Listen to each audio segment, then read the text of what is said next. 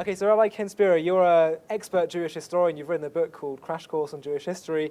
One of your chapters that you focus on is how the American founding fathers were deeply influenced by Jewish thought. Do you want to talk about that?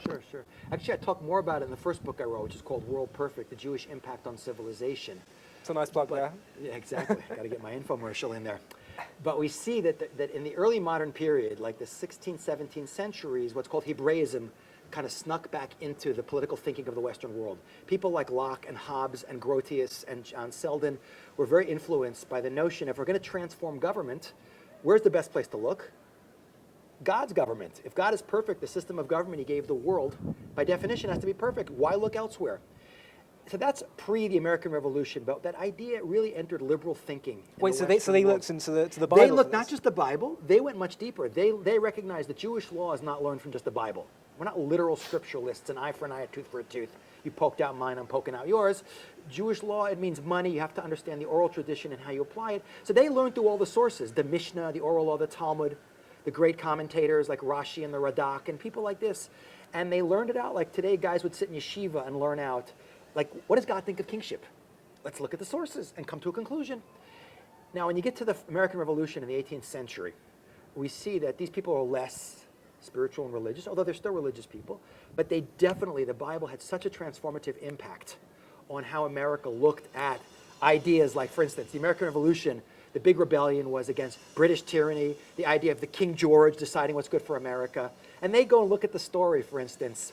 I could share a great quote from Thomas Paine, who happens to be from my hometown of New Rochelle, who was one of the great political thinkers of the American Revolution, ragging on the concept of a kingship and talking about the story in the Bible of Samuel, when the Jewish people come to Samuel and say, give us a king, and God says to Samuel, don't get upset. They haven't rejected you as the judge, they've rejected me. And therefore, they learn out the idea that God doesn't like kingship. Okay, so they use that as a justification.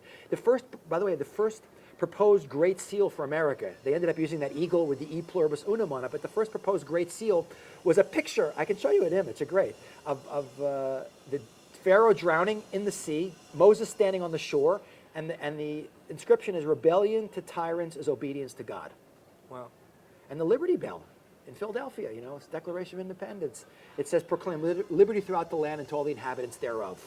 So we see that the whole notion of the Jewish spiritual journey from the slavery of Egypt to the freedom of the New World, and America's, the promised land, being sort of like a reenactment of ancient Israel and Canaan, and all of this steeped into the collective consciousness and was used as political justification, and political theology is really the word they use, taking the theology of the Bible and applying it to politics to justify America's revolt against England, and it seeped into the conscience. And America is a country that is totally founded on the notion, as it says right in the Declaration of Independence, we hold these truths to be self-evident, that all men are created equal, that they're endowed by their Creator with certain inalienable rights, that amongst these are life, liberty, and pursuit of happiness.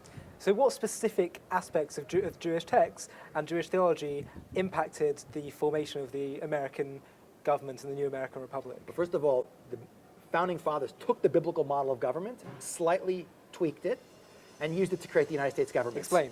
For instance, biblical government is separation of powers. Chief political leader is the king. Chief religious leader is the high priest. That's a huge innovation, separating the priesthood from kingship. And the judicial legislative body was the Sanhedrin, the Jewish Supreme Court. So in America, you have the chief political leader is no longer a king, but a president. There's a separation of church and state. There's no state religion. There's freedom of conscience. And the judicial legislative power, which is a check on the executive branch, is the Supreme Court and the Congress and Senate. So they actually literally use the biblical model. Did the founders explicitly say this? Yeah, it's there. There's so much stuff written on the influence. I don't have a political leader saying, I am taking the Bible, government, but it's very clear, and there's many references to it, how much the notion of obedience to a higher power that transcends human beings, supersedes the obedience to a king, and the thinking independently, which is the Jewish ideal, in the form of government, and so many different aspects. So really the foundation of America, which is why it says on the money, in God we trust. And until today, despite the East Coast and the West Coast, which are the real liberal parts of America, the center core of America is still extremely religious, extremely conservative, and very Bible-based. And many people don't get that, but if you visit America and go to the Midwest or go to the South, you see how many churches and how much religion and how much of the core values of America have seeped in through the biblical values, for sure.